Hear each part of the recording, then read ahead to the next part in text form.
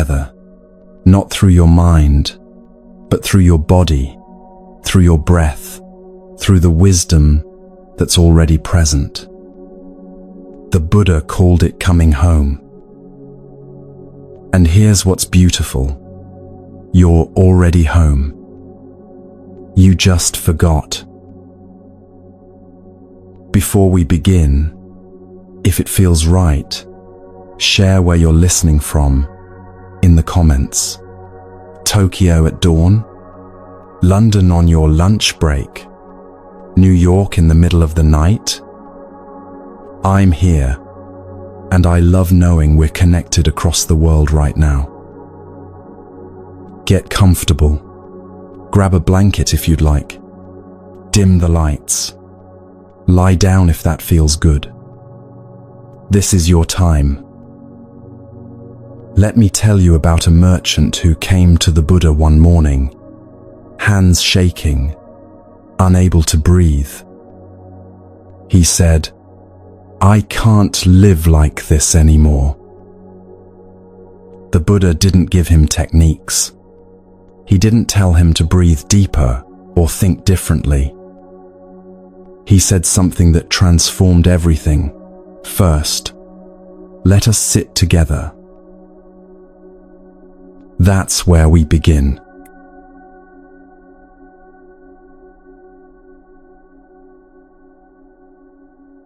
The merchant's name was Soma, and he hadn't slept properly in weeks. Every night he'd lie awake, calculating losses, imagining disasters, replaying the day's transactions, looking for mistakes. His ships were at sea, carrying goods across dangerous waters, and anything could happen. Pirates, storms, spoiled cargo, financial ruin. That morning, when he found the Buddha sitting under a tree outside the city, Soma collapsed to his knees. "I can't live like this anymore," he said. "My mind won't stop. Every sound makes me jump. I check my accounts constantly, but the worry never leaves. My heart races even when I'm standing still. What's wrong with me?" The Buddha looked at him with tremendous kindness. Not pity, but recognition. He'd seen this suffering before. The restless mind, the agitated body, the exhaustion of perpetual vigilance. First, the Buddha said, "Let us sit together." They sat in silence for a long while. Soma's mind kept racing. He had things to do, problems to solve. Why was he wasting time sitting? But gradually, something began to shift. The Buddha wasn't trying to fix him or teach him or give him answers. He was simply present. And in that presence, Soma felt something he hadn't felt in months. He wasn't alone with his terror. After a time, the Buddha spoke. "What you're experiencing has a name," he said. "Udaka, kukuka, restlessness, and worry. It's one of 5 hindrances that cloud the mind's natural clarity." Soma leaned forward. A name, a recognition that this wasn't unique to him, that others had experienced this too. This itself brought a small measure of relief. "Tell me about your ships," the Buddha said. Soma began listing his worries: the weather, the pirates, the markets, the competition. The Buddha listened without interrupting. When Soma finished, the Buddha asked, "And right now, in this moment, are your ships sinking?" "No," Soma admitted. But they could be. Right now, are pirates attacking them? No, but they might. Right now, in this moment under this tree, what is actually happening? Soma paused. He heard birds singing. He felt the morning breeze. He noticed the dappled sunlight through leaves. Nothing, he said quietly. Nothing is happening. Exactly, the Buddha said. Your ships are at sea. Your mind is at sea. But your body is here. Right now, you're safe. The danger exists only in your thoughts about the future. This conversation happened 2,500 years ago, but it could have happened yesterday.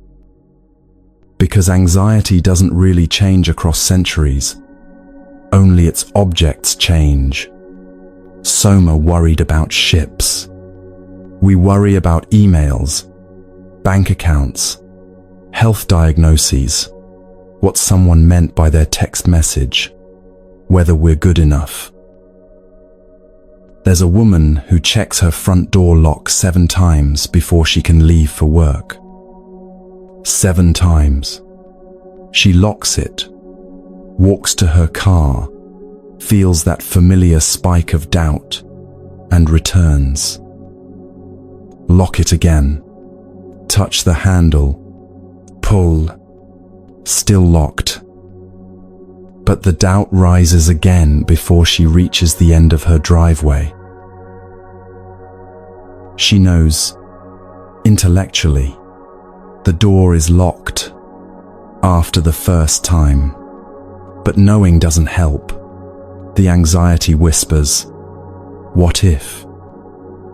So she checks again, and again, just like Soma checked his accounts, replayed his decisions, calculated and recalculated, looking for the certainty that never came. The Buddha identified 5 specific mental states that obscure our natural clarity, and he called them hindrances. The first is sensory desire, the reaching for pleasant experiences to avoid unpleasant ones. The second is ill will, the pushing away of what we don't want. The third is sloth and torpor, the heaviness and dullness that comes from disconnection. The fourth is doubt, the paralyzing uncertainty that prevents commitment to any path. And the fifth is uddhacca kukkuca, restlessness and worry. This is the hindrance most of us know intimately, the mind that won't settle, the thoughts that spiral, the body that can't relax, even when there's no immediate danger. Your anxiety might not look like checking locks or worrying about ships. Maybe it's checking your phone 40 times an hour, refreshing email, scrolling through news feeds, looking for the next disaster. Maybe it's replaying conversations, analyzing every word you said, wondering if you offended someone. Maybe it's lying awake at 3 a.m, running through tomorrow's to-do list, next week's deadlines, calculating odds, preparing for catastrophes that will probably never arrive. The forms vary, but the pattern is the same. The mind racing ahead or circling back, rarely resting in the present moment. The body tense, ready for threats that exist only in thought. And here's what makes it so exhausting. We respond to these mental threats the same way our ancestors responded to physical dangers. Fight, flight, or freeze. When your nervous system detects threat, Whether it's a tiger in the forest or a difficult email you need to send, it doesn't distinguish. It just knows. Danger. React. Survive. So you fight. You try to control everything, manage every outcome, plan for every possibility. You create lists and systems and backup plans, believing that if you just prepare enough, you'll finally feel safe. Or you flee. You avoid the difficult conversation, postpone the decision, numb yourself with distraction, food, substances, scrolling, shopping, anything to not feel this feeling. Or you freeze. You become paralyzed, unable to move forward or backward, stuck in indecision, overwhelmed by the sheer weight of possibilities. And none of these responses actually resolve the anxiety. They just perpetuate it. Fighting creates more to fight against. Fleeing creates more to flee from. Freezing creates deeper overwhelm. The woman checking her locks thought that if she just checked one more time, she'd finally feel certain. But certainty never came, because the problem wasn't whether the door was locked. The problem was her relationship with uncertainty itself. When the Buddha sat with Soma that morning, he helped him see something crucial. The anxiety wasn't happening to him. It was happening through him, through conditioned patterns that had been learned, reinforced, strengthened over time. Your mind is trying to protect you, the Buddha explained. It learned that by worrying about danger, you might prevent it. By staying vigilant, you stay safe. Your mind thinks it's helping you survive. But it's not helping, Soma said. It's destroying me. Yes, the Buddha agreed, because the mind can't distinguish between real danger and imagined danger. It treats your thoughts about the future as if they're happening right now. So you live in perpetual emergency, exhausting yourself fighting battles that exist only in your imagination. Take a breath with me here. Just one slow breath. Notice it arriving, filling your lungs, releasing. This moment right now, are you in actual danger? Or are you safe, listening to these words, while your mind spins stories about other times and other possibilities? Now let me tell you something that happened one afternoon when the Buddha was teaching in a grove outside Savatthi. A farmer came running up to him, sweating and agitated, interrupting the teaching. "Excuse me, sir," he said breathlessly. "Have you seen my oxen? They've escaped into the forest, and I can't find them. Without those oxen, I can't plow my fields. Without plowing, my family will starve. Have you seen them?" The Buddha looked at him kindly and said, "I haven't seen your oxen. They may have gone further east." The farmer ran off in that direction, still frantic, still searching. After he left, the Buddha turned to his monks and said something remarkable. "Fortunate are we who have nothing to lose. We who have no oxen sleep peacefully at night. We wake without worry. The farmer will chase his oxen all day, and when he finds them, he'll spend the night worrying they'll escape again. One of the younger monks raised his hand, confused. "But teacher," he said, "we have no oxen, no fields, no possessions. We own almost nothing. Yet many of us still lie awake at night. We still worry. If having nothing to lose brings peace, why are we still restless?" The Buddha smiled. "Then you must have oxen in your minds," he said. "Thoughts you're chasing through the forest, worries you can't catch, ideas about how things should be that keep escaping you. These invisible oxen are harder to find than the farmers, and they run faster. What are the oxen in your mind right now? Maybe it's the conversation from 3 days ago that you keep replaying, trying to find what you should have said differently. Maybe it's tomorrow's meeting, and you're chasing through future scenarios, trying to control an outcome that hasn't happened yet.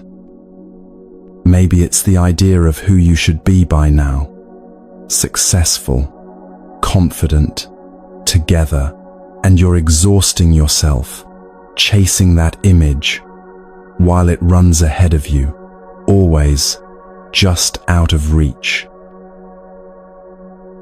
The farmer had real oxen that actually ran away. Your oxen might be completely invisible to anyone else, but they feel just as real to you, don't they? And you chase them just as frantically. This is what the Buddha meant by tanha, craving, thirst, the constant reaching and grasping quality of mind. It's not just wanting pleasant experiences, though that's part of it. It's this deeper pattern of always needing something to be different than it is right now. Watch yourself for just a moment. You check your email. There's a reaching for information, for reassurance that you haven't missed something important. You replay a conversation from earlier. There's a grasping for a different outcome, a wish that you'd been wittier, kinder, more impressive. You plan tomorrow. There's craving for control over a future that hasn't arrived yet. These aren't dramatic cravings. They're subtler than that. The constant hum of wanting underneath almost every moment. Wanting to know, wanting to control, wanting to be certain, wanting to be safe. In the Dhammapada, one of the earliest collections of the Buddha's teachings, he said simply, the root of suffering is attachment. Not attachment to things specifically, but this quality of clinging itself to experiences, to outcomes, to ideas about how life should unfold. He identified 3 specific forms this craving takes, and once you see them, you'll recognize them operating almost constantly. The first is kama tanha, craving for sensory pleasure. This is the reaching for pleasant experiences and the pushing away of unpleasant ones. It's the way you reach for your phone when you're bored, fill silence with sound, avoid discomfort with distraction. It's the constant, subtle seeking of something to make this moment better than it is. The second is bhavatana, craving for existence or becoming. This is the need to be somebody, to achieve something, to prove your worth, to build an identity and defend it. This is where so much anxiety lives. The pressure to succeed, to be seen as competent, to maintain an image, to become who you think you should be. Every time you think, I need to be more productive, or I should be further along by now, that's bhava, tanha, speaking. It's the exhausting project of constantly becoming, improving, achieving, chasing an idealized version of yourself that stays forever ahead, like oxen running through the forest. And the third is vibhavatanya, craving for non-existence or cessation. This is the flip side of becoming. It's the wish to disappear, to not feel, to escape from this life, or this moment, or this unbearable feeling. It's the fantasy of running away, starting over somewhere else, where nobody knows your failures. It's the urge to numb out, check out, disconnect. And yes, in its most extreme form, it's the wish to simply not exist anymore. Notice right now, what are your hands doing? Are they clenched? Is there tension in your fingers? What about your jaw? Is it tight? Your shoulders? Are they up near your ears? These physical tensions are your body's way of holding on, of trying to control, of gripping against the fundamental uncertainty of existence. You're using muscular energy to hold on to things you can't actually grasp. If you can, soften your hands right now. Let your jaw release just slightly. Let your shoulders drop even a quarter inch. Notice what that feels like. The relief of releasing, even for a moment. The grip.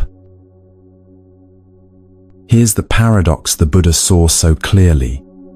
The more we try to control life, the more chaotic it feels. The tighter we grip, the more slips through our fingers like water. The harder we chase our mental oxen, the faster they run. Life is uncertain, completely, utterly, undeniably uncertain. We don't know what will happen tomorrow, next week, next year. We don't know if our plans will work out. This uncertainty is not a problem to be solved. It's the very texture of existence. And our anxiety, it's the mind's rebellion against this truth. The desperate attempt to create certainty where none exists, to control what can't be controlled. But here's what's beautiful. Once you recognize this pattern, really see it operating, not just understand it intellectually, something begins to shift. Not because you force it to shift, but because clear seeing itself is transformative. The woman who checked the lock 7 times didn't overcome her anxiety by developing better checking techniques. She began to see the pattern itself, the way the checking never actually brought certainty, just temporary relief, followed immediately by more doubt. And in that seeing, gradually, the compulsion loosened its hold. Now let me share something the Buddha taught that's crucial for understanding why anxiety takes such deep hold of us and how we can begin to free ourselves. He said there are three characteristics present in all of existence, three marks that define everything in this realm of form and experience. And our suffering arises directly from not seeing these characteristics clearly. The first characteristic is anicca, impermanence. Everything changes. Everything. Always. No exceptions. Have you ever watched clouds dissolve? One moment there's a clear, defined form, a tower of white against deep blue, and then it begins to soften at the edges, thin out, blend with the surrounding air until you can't quite say when the cloud ended and the sky began. That's happening with everything, all the time. Your body is changing with every breath, cells dying, new cells being born, molecules constantly rearranging themselves. Your thoughts are changing, arising, transforming, dissolving, even as you try to hold on to them. Your relationships are changing. Your circumstances are changing. The person you were when you started listening is not quite the same person hearing these words now.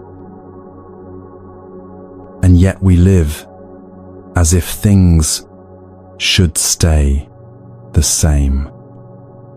We expect yesterday's certainty to hold for today and tomorrow. We make plans as if the future will unfold according to our designs. We try to freeze moments we love and prevent changes we fear. This fight is profoundly exhausting because we're not fighting against a temporary condition. We're fighting against the fundamental nature of reality. It's like standing in a flowing river, trying to keep the water from moving. Your anxiety about the future, what is it trying to do? It's trying to make the future certain, controllable, knowable.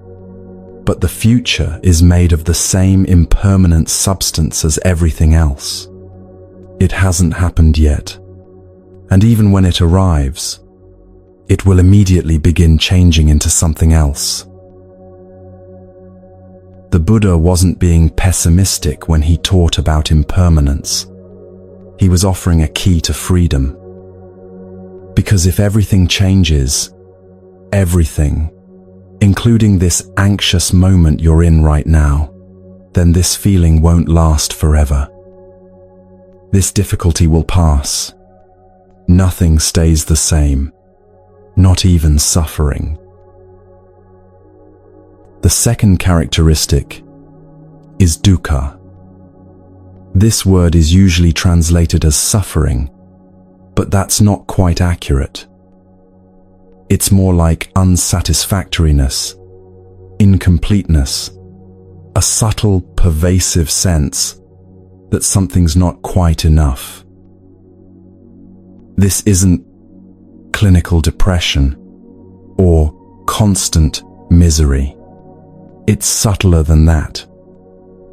It's the way even genuinely good experiences carry within them a tinge of incompleteness when we look closely enough. Think about the best vacation you've ever taken. Remember the anticipation, the excitement, the joy of being there. Now remember that subtle awareness, maybe on the last day, that this couldn't last forever, that you'd have to return home, that this perfect moment was already slipping away. That awareness of ending, even in the midst of enjoyment, that's dukkha. It's not that the vacation was bad, but there's an inherent incompleteness in all conditioned experiences because they're all impermanent. and the part of us that wants to hold on creates the subtle suffering even in pleasant moments. Anxiety is a particular manifestation of dukkha. It's the unsatisfactoriness of uncertainty, the incompleteness of never having quite enough information, enough control, enough guarantee of safety. No matter how much you prepare or worry, there's always more that could go wrong. But here's what the Buddha saw. The suffering isn't in the impermanence itself. It's in our clinging to permanence, our demand that things stay the same when their nature is to change. The unsatisfactoriness isn't inherent in the experience. It's in our relationship to the experience. And now we come to the third mark, and this one is truly revolutionary. Anatta, non-self.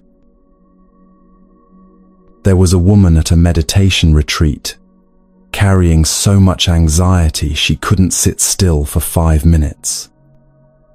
On the third day, she approached the teacher in tears. "I am an anxious person," she said. "This is who I am, who I've always been. I can't change my fundamental nature." The teacher asked a simple question. Who is noticing the anxiety right now? She paused, confused. "I am," she said finally. "So there's anxiety happening," the teacher said slowly, "and there's an awareness that knows anxiety is happening. Which one are you?" This question stopped her completely. For the first time in days, maybe months, maybe years, she recognized a space between herself and the anxious thoughts. She wasn't the anxiety. She was the awareness watching the anxiety arise, intensify, and eventually pass. This points to what anatta actually means.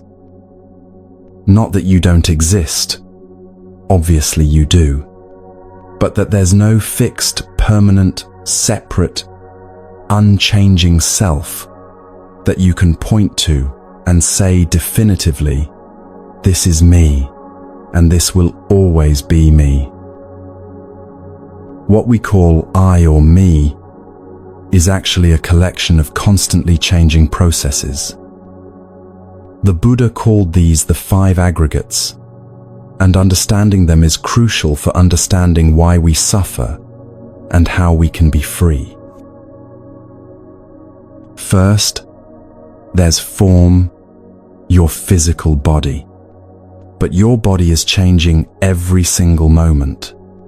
Cells dying and being born, breath flowing in and out, sensations arising and passing.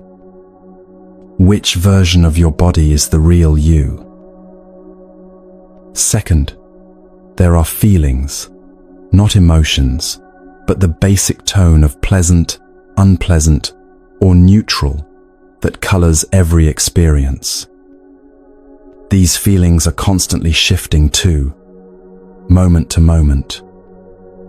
Are you the pleasant feeling? The unpleasant one? They can't both be you, and neither one lasts. Third, there's perception, the way you recognize and label things, how you make sense of raw sensation by comparing it to past experience.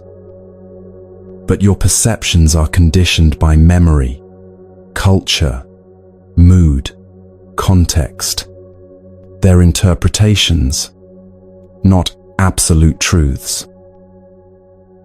Fourth, there are mental formations, thoughts, emotions, impulses, reactions, all the complex activities of mind. And this is where anxiety lives. It's a mental formation, a pattern that arises from causes and conditions, past experiences, current triggers, biological factors, learned responses. It comes, it goes, it changes in intensity. Fifth, there's consciousness itself, the knowing quality, the awareness that's present with every experience.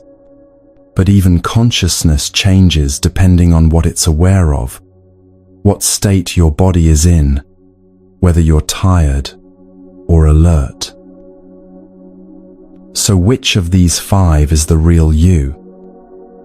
The body that's constantly changing, the feelings that shift moment to moment, the perceptions that differ from everyone else's, the mental formations that arise and pass like weather, the consciousness that changes with every new object of awareness. The Buddha's radical insight was that none of them is you, and all of them together aren't a permanent, unified you either. They're processes, interdependent and constantly changing, creating the experience of being a person without there being a fixed, separate, permanent self at the core. And anxiety, it's just a mental formation, one pattern among countless others. It's conditioned, not essential. It arises when certain conditions are present and fades when those conditions change. It's not your identity, not who you fundamentally are. You are not the storm of anxiety. You are the vast sky in which the storm appears. The storm can be fierce, dark, overwhelming, but it's temporary, conditioned, not the nature of the sky itself. The sky doesn't become the storm. It allows the storm to pass through. Take a moment to feel this directly, not just think about it. Notice right now the awareness that's present, the knowing quality that's here. The awareness that knows you're listening to these words, that knows thoughts are present, that knows there might be anxiety, or calm, or anything else arising and passing. That awareness itself isn't anxious, is it? It simply is. Anxiety appears in it, like a cloud in the sky, but the awareness itself, the sky of your being, remains untroubled, spacious, allowing. These three truths, impermanence, unsatisfactoriness, and non-self, are not philosophical concepts to memorize or debate. They're direct observations you can make about your own experience, right here, right now. Your anxiety is impermanent. It arises with causes, intensifies, peaks, and eventually passes, no matter how convinced you are, in the midst of it, that it will last forever. Your anxiety is unsatisfactory. It promises that worrying will keep you safe, that controlling will bring peace, but it delivers only more tension, more exhaustion. Your anxiety is not self. It's a conditioned pattern, not your essence, not your identity, not who you truly are, beneath the weather of thoughts and feelings. And in seeing these truths clearly, repeatedly, With patience and compassion and honest attention, the grip of anxiety begins to loosen. Not because you've defeated it or achieved some permanent state of enlightenment, but because you've stopped fighting against reality itself, stopped trying to make the impermanent permanent, the unsatisfactory satisfying, the selfless into a solid, separate, unchanging thing. The Buddha called this wisdom, seeing things as they actually are, rather than as we wish them to be. And wisdom, he taught, is the beginning of genuine freedom from suffering.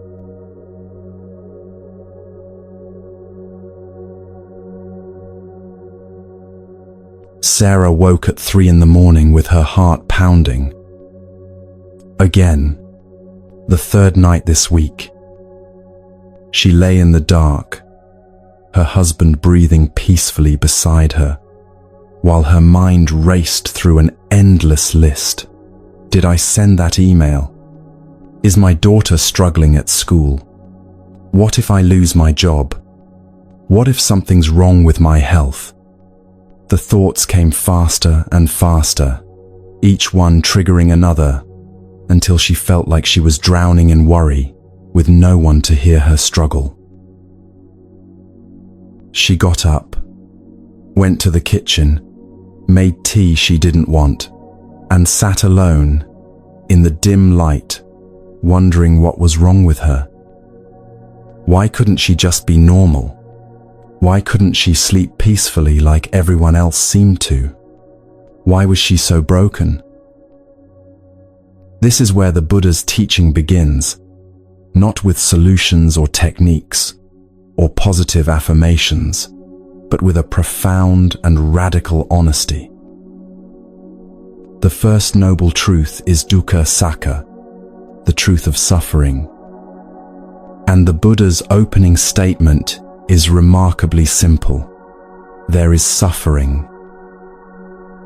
Not suffering is bad and you should get rid of it. Not suffering means you're doing something wrong. Not let's pretend everything is fine and think positive thoughts. Just this clear, honest recognition. Suffering exists. It's part of being human. It's here. The word dukkha is often translated as suffering, but that makes it sound more dramatic than the Buddha intended. Dukkha is more nuanced than that.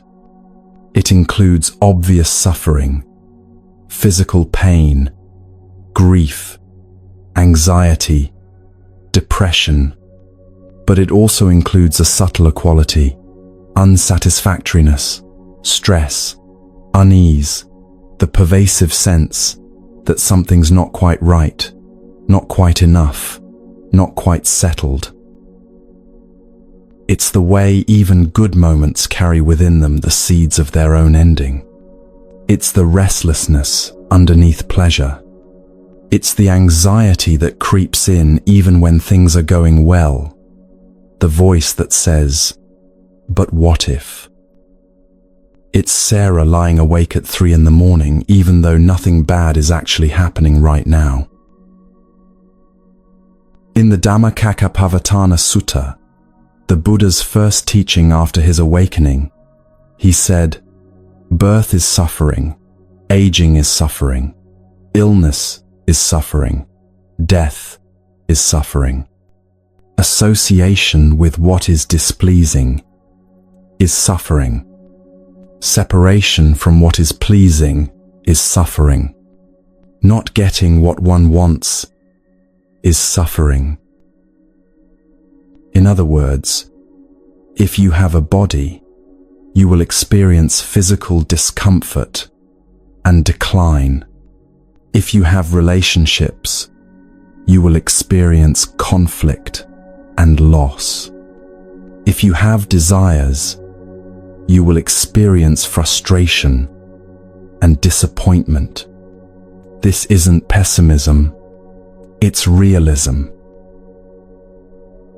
And here's what's remarkable about starting here. It gives you permission to stop pretending. You don't have to perform happiness. You don't have to apologize for struggling. You don't have to fix yourself before you're allowed to acknowledge that this is hard. When Sarah finally talked to a friend about her sleepless nights, the friend said, "Me too. I thought I was the only one." That simple recognition, "Me too. This is hard. Suffering is real," created more relief than 100 self-help strategies. Your anxiety is dukkha. It's part of the human condition, not evidence of personal failure. The tightness in your chest, the racing thoughts, the inability to relax, the constant vigilance, this is suffering, and the Buddha saw it clearly 2,500 years ago in people just like you. And this is just the beginning of the teaching, because the Buddha didn't stop at suffering exists. He asked the next crucial question: why? There was a businessman named Marcus who had everything most people dream of: successful company, beautiful home, healthy family, financial security. And yet, he couldn't enjoy any of it. He was constantly chasing the next goal, the next achievement, the next milestone that would finally make him feel like he'd arrived. He'd reach a goal, double the revenue, buy the bigger house, get the prestigious award, and feel satisfied for maybe a day, maybe a week. Then the emptiness would return, and he'd set his sights on the next horizon, thinking, once I achieve that, then I'll finally be content.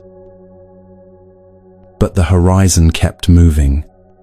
No matter how much he achieved, it was never quite enough. The goalpost kept shifting forward, always just out of reach. This is what the second noble truth addresses: samudaya, sakka, the truth of the origin of suffering. Suffering has a cause, and that cause is tanha, craving, thirst, the grasping quality of mind that's always reaching for something other than what is. We explored this in the last section when we talked about the farmer's oxen and the 3 types of craving. But now we're going deeper, seeing how this craving doesn't just create discomfort.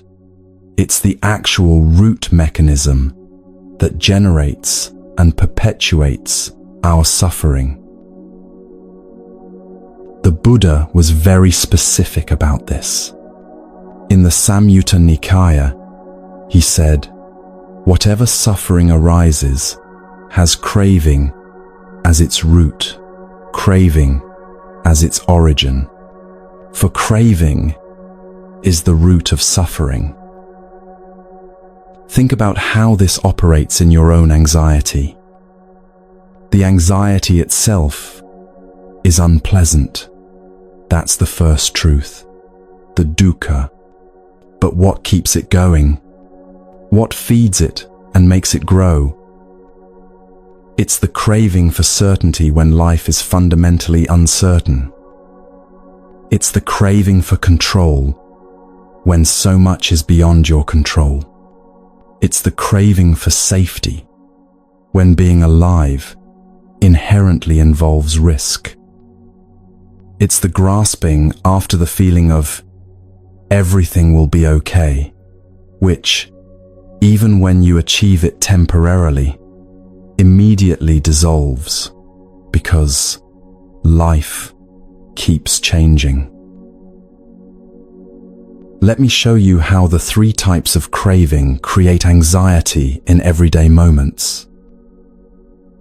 Kama-tanha, craving for sensory pleasure, shows up as the reaching for anything that will make you feel better right now.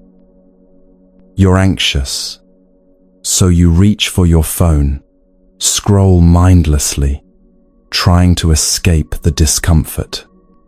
You pour a glass of wine, order takeout, shop online, binge a series, not because you really want these things, but because you're trying to soothe the unease. But the relief is temporary, and when it fades, the anxiety returns, often stronger, because now you also feel guilty about the coping mechanism. Bhavatana, craving for becoming, is the voice that says, you need to be more, do more, achieve more, become somebody important, successful, admired.